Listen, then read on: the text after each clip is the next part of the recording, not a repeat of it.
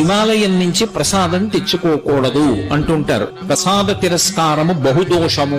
ప్రసాదాన్ని తిరస్కరించకూడదు.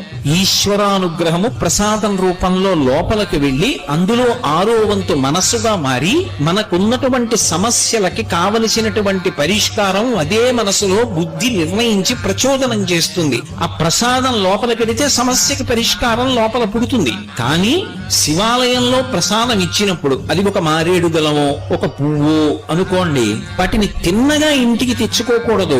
శివుడి యొక్క నిర్మాల్యాన్ని ప్రసాదాన్ని విడిచిపెట్టేయకూడదు. అది పట్టుకుని చండీశ్వర స్థానం దగ్గరికి వెళ్ళాలి. ఆయన దగ్గరికి వెళ్లి చిటికి వెయ్యాలి. అందుకే చిటికెల చండీశ్వరుడు అంటారు. వెంటనే మనకిచ్చిన ప్రసాదం ఆయనకి చూపించి, స్వామి శంకరుడు తినగా మిగిలిన ప్రసాదాన్ని నేను ఇంటికి పట్టుకెడుతున్నాను అనుగ్రహంగా, మీరు అనుగ్రహించండి, దీన్ని ఇంటికి పట్టుకెడతానని ఇలా ఆయనకి చూపించాలి.